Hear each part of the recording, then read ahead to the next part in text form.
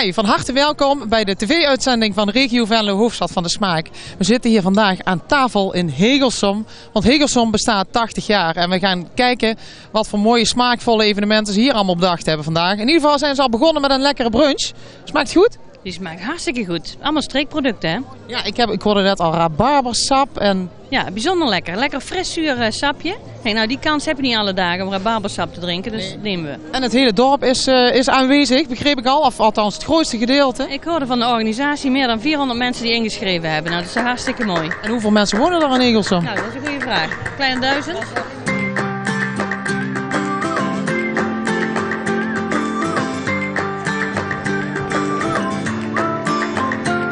Ik heb gehoord dat G. Hegelsom heb opgericht. Nee, opgericht niet. 80 jaar Hegelsom. Ja, Heb je meegemaakt? dat hebben wij gemaakt, ja. Nou, er is ooit een kerk gebouwd hier, tussen de hei en de diek noemden ze dat hier. En in het midden werd een kerk neergezet en daar kwam een dorp omheen. En 40 jaar geleden kwam hier de praktijkschool. En daardoor kwamen ook weer meer mensen hier wonen, ook van ver weg. En heel langzaamaan is het dorp gewoon uitgebreid. Mensen van Horst die hier kwamen wonen omdat het hier rustig wonen is.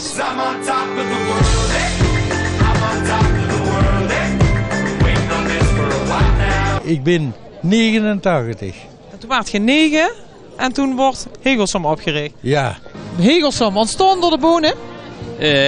Ja, nou, ik zelf teel al meer dan 40 jaar boeren, maar het is net na de oorlog is die teel gekomen eigenlijk. En wat is er zo speciaal aan die bonen? Nou, dat er aan het touw naar boven gaat, dat zijn stokboeren allemaal en er is enorm veel werk aan. En die groeien hier tamelijk goed en dit is hoofdzakelijk voor het zout eigenlijk. 98% van die bonen is voor de zoutproductie en uiteindelijk dat wordt geëxporteerd naar Spanje, Portugal, Italië. Voor de teelt, zeg maar. Ja, dus puur eigenlijk voor het zaad eigenlijk. Wij teelden die voor zaadfirma's. Nu zaden bijvoorbeeld in Holland liggen een paar zaadfirma's. En dan heb ik een Franse firma en die hebben nieuwe soorten met donker zaad. En dat zijn eigenlijk meer slabonen type en die zijn nog lekkerder. Nog lekkerder. Ja, en die hebben dan geen pezen zeggen we, dus geen draad eigenlijk. Draadloos noemen ze dat ook. Oh, wifi-bonen. Ja.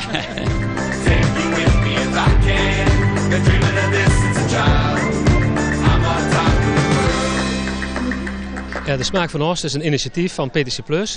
Wij willen de streekproducten promoten en dat heeft alles te maken met de praktijktrainingen die wij doen. De leerlingen van ons komen hier in de buurt vanuit de opleidingen. Want even voor mijn beeld, PTC+, praktijktrainingen, wat is dat? Wij zijn het expertisecentrum voor het buitengebied en dierhouderij. Wij verzorgen praktijktrainingen, helemaal gericht op het zelf doen. Wat je vandaag geleerd hebt kun je morgen in de praktijk al uitvoeren. Dat is eigenlijk ons devies. Wat kan ik dan leren? Alles wat te maken heeft met rundveehouderij, varkenshouderij, pluimveehouderij. Koeienmelken. Ook koeienmelken. Met de tractorrijden? Met tractorrijden. Lijkt me wel een keer leuk. Dat is hartstikke leuk. De natuurontwikkeling, we werken met motorkettingzagen en dergelijke. En dan gaan wij met die leerlingen naar bedrijven toe. Ze komen op die bedrijven, er zitten ook streekproducenten bij. En dan krijgen ze s'avonds bij ons in het restaurant krijgen ze dan die producten eigenlijk weer op het bord. En dat geeft toch een extra stuk beleving. De kunst van dit wijntje is, het is niet moeilijk om een droge wijn te maken. Want je laat het spul gewoon gisten totdat suiker op is, dan is het droog. Ja. Maar de kunst is om het lichaam de suikers te geven die het nodig heeft. Want in al ons eten zitten suikers. In het fruit, in het brood, in de aardappels, in de melk, overal zitten suikers. Alleen in onze wijn mogen geen suikers zitten. Want dan wordt het zoet. Of dat vinden we niet lekker? Men vindt dat fruitig en dan zegt men, nee dat is zoet. Nou dit is niet zoet, maar wel mooi fruitig. Nou, ik ga proeven. Dat gaan we samen doen. Proost.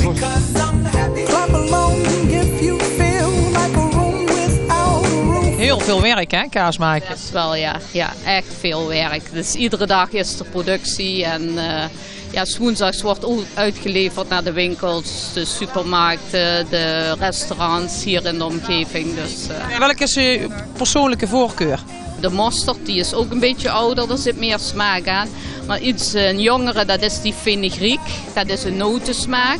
Lekker hoor. Oranje paprika, ja. Het is puur en alleen paprika in deze kaas. Die is ook heel jong en ook zacht van smaak. Ga ik ook proberen.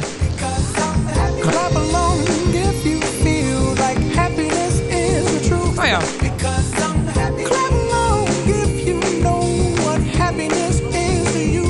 De kunst van het wijndrinken is dat we naar het lichaam moeten luisteren. Moeten ruiken natuurlijk, want we ruiken veel te weinig. Vroeger hadden we de neus nodig om het eten te ruiken of het nog goed was. Als het goed was, aten we het op. Rook het niet fris, gooiden we het weg. Ja. Nu hebben we een koelkast. Eet niet wat je oma niet zou eten, zeggen ze tegenwoordig. En oma deed het met de neus.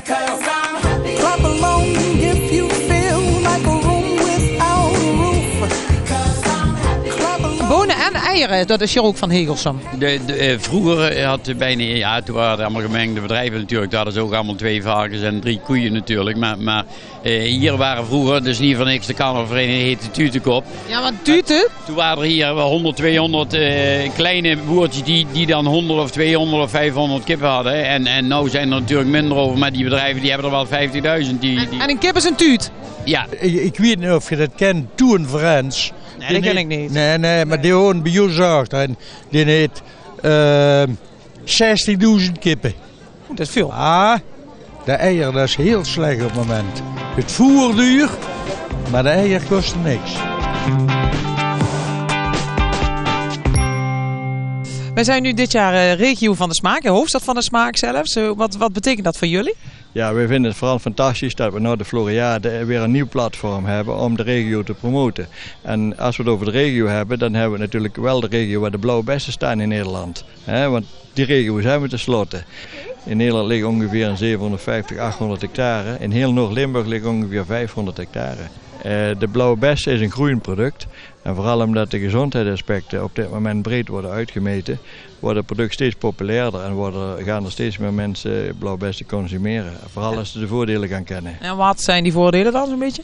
Ja goed, het laatste onderzoek van de Universiteit Maastricht laat zien dat er dus een werking is tussen zeg maar de risico's op kanker en de consumptie van blauwe bessen. De risico's van kanker nemen af als men meer blauwe bessen consumeert. Nou, dat is goed nieuws, toch? Dat geldt ook voor hart- en vaatziekten. En dat geldt ook voor op een gegeven moment obesitas en dat soort ziekten. Maar dat is niet alleen voor de blauwe bessen, toch? De zachte fruit, of hoe noemen ze het? Superfruit? Het is een superfruit, ja, een zacht fruit. Maar het is bijzonder lekker en het is in ontzettend veel dingen te gebruiken. Hè? Het is veelzijdig.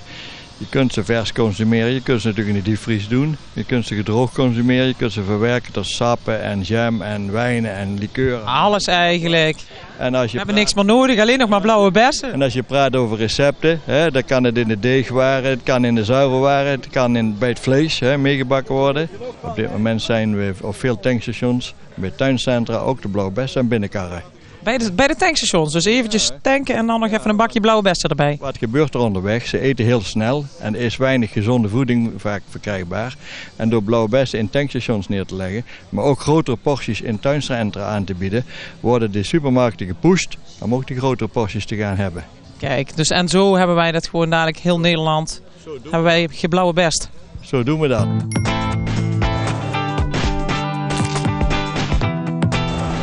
Hier is de agenda van smaakvolle activiteiten de komende weken. Regionale gerechten uit het Duits-Nederlandse grensgebied staan centraal bij Palace St. George in München-Gladbach en restaurant Valuas in Venlo. Marcel Zwaghoven en Wolfgang Eikes presenteren een grensoverschrijdend menu. 30 oktober bij Valuas, maar op 11 september al in München-Gladbach. Keramiekmarkt Keramisto in Milsbeek is op 14 en 15 september. Naast keramiek ook een speciaal regio van de smaak 3-gangen menu op een uniek servies. En dat menu kunt u als bezoeker winnen, inclusief servies. Kom proeven in het Kerkenstreutje laat het beste zien van winkeliers in de Venlose Kerkstraat. De ondernemers beloven veel lekkers en moois in de culinaire Kerkstraat in Venlo. Op 15 september een taartenbakwedstrijd georganiseerd onder het motto Heel Ottersum bakt. Degene die de lekkerste taart weet te bereiden wint een gratis kookworkshop. 15 september dus om 11 uur. Op 22 september staat bij Raspberry Max de herfst centraal. Niet alleen frambozen deze keer, maar ook van alles wat bij de herfst hoort. Zoals herfstsoepen, pompoenen en paddenstoelen. Vanaf 10 uur. Ook op 22 september de appelplukdag bij fruitbedrijf Van Kleef in Belveld. Naast appels plukken kunt u ook een rondrit maken in een heuse appeltrein. Vanaf 10 uur. 28 september is de Landelijke Week van de Smaak. En dat is voor de regio Venlo, de hoofdstad van de smaak 2013, het absolute hoogtepunt van het jaar. Er zullen allerlei activiteiten plaatsvinden op het voormalige Floriade-terrein, nu Green Park Venlo. Zo kunt u bijvoorbeeld overnachten in Floriade Village en daarbij krijgt u ook nog een ontbijt. De verwachting is dat enkele tienduizenden mensen dit evenement zullen bezoeken. Wijndomein Kapelkeshof doet mee aan de Nationale Wijngaardendag 2013 op zondag 29 september. Een wandeling door glooiende natuur, een rondleiding door de wijngaard en wijnmakerij en live muziek. Bovendien wijnen uit eigen gaard en Bourgondisch eten vanaf 10 uur. De Smaaktour in Leudal is een fietsroute langs een aantal bedrijven met proeverijen en activiteiten zoals zelf jam maken en graanmalen. Zondag 29 september vanaf 10 uur. En voor meer informatie over smaakvolle activiteiten kijk op regiovandesmaak.nl. Een minimolen, of niet? Nou, een minimolen. In feite een molen die echt maalt zoals de grotere molens. We hebben hier 2 steentjes in zitten. De voorraad graan wordt hierin gedaan. Dan komt hij via de schuddebak, dat zul je direct zien. Hij kan schudden. De schuddebak? De schuddebak. Oh, je maakt herrie ook nog. Het maakt een beetje lawaai, want die steentjes die wrijven namelijk dat graan tot meel. Wat we hier als voordeel hebben, dat we daar ook een buil aan hebben zitten om het meel uit te builen. Eigenlijk om uit te zeven. En je krijgt hier 4 verschillende groftes aan meel. Bij de eerste krijg je een hele fijne, zachte bloem. En daar kun je heerlijke pannenkoeken van maken. En dat is speldmeel. Dat is een hele oude graansoort eigenlijk waar de tarwe uit ontwikkeld is. En dat is helemaal hip tegenwoordig, speld. Helemaal in. Dus helemaal in.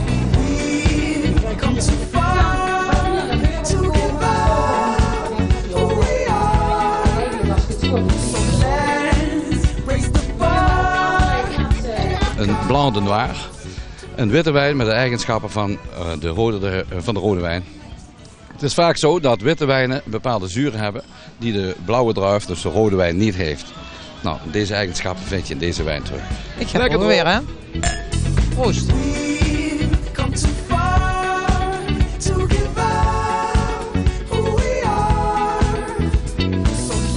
Dat is wel gek trouwens, want het smaakt inderdaad een beetje, het heeft een beetje een rode wijn-idee. Ja, nou, het kan ook niet anders, hè? Want het komt van die druif. Daar ken ik niks van, want ik ben, weet wat ik ben? Ik weet het niet, nee. Ik ben 70 jaar schilder geweest. En dat doe ik nog.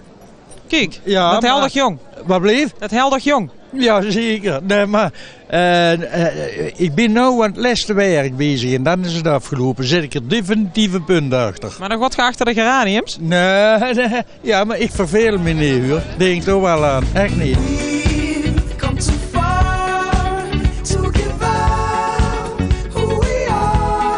Vanuit een smaakvol Hegelsom gaan we deze uitzending beëindigen. De volgende keer gaan we mee in een oldtimer op een culinaire rally vanuit Beringen. Dat belooft natuurlijk ook alweer heel veel. En ik ben benieuwd wat we dan weer allemaal voor leuke dingen gaan meemaken. In ieder geval gaan we op reis door onze mooie regio. Voor deze keer bedankt voor het kijken en graag tot de volgende keer.